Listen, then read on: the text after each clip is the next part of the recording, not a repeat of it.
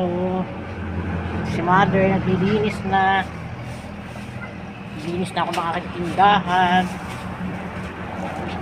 Yung aking pinamili kahapon, hindi pa na ito. Ay, Diyos ko. Sorry.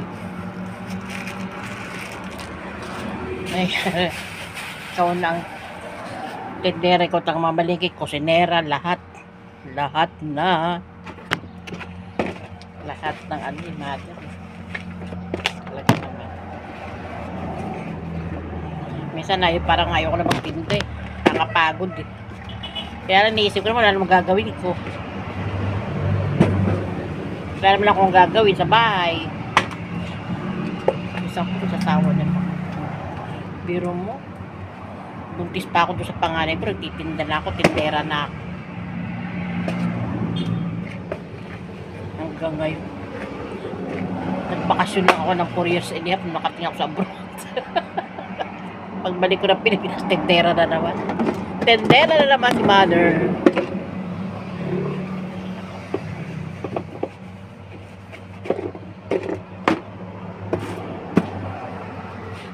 Hindi ko naman kapalarang yumaman. May yumaman ng yumaman. Kasi ano eh. Mahirap magpakayaman-yaman. Marami kang pagyaman ng tao. Mayaman naman ako pagwali. Okay na yun. Kahit din ako yumaman na maraming pera.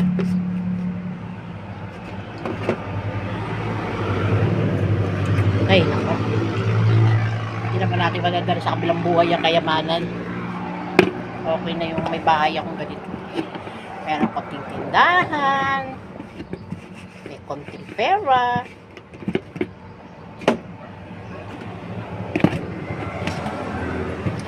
Merong negosyong konti.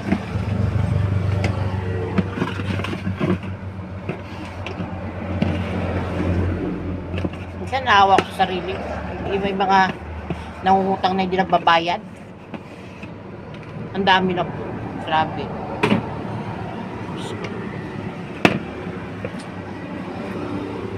Mula nag-umpisa ako magtindan.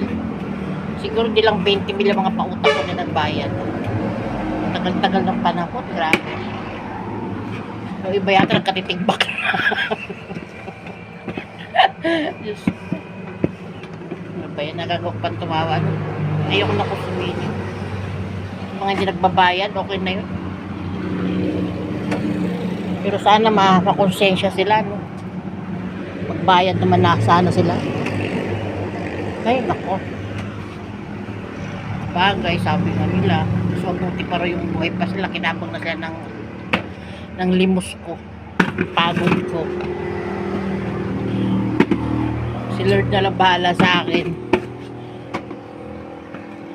Bagay, ano? Kahit mula nun hanggang ngayon, kahit paano, nakakaraos ako sa buhay.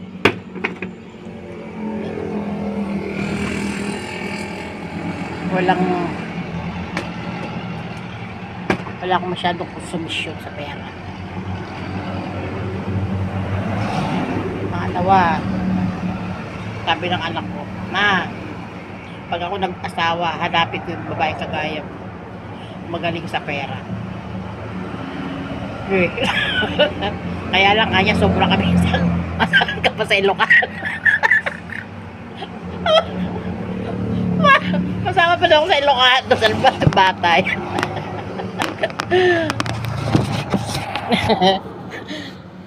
Ay, naku, haba na 4 minutes yata.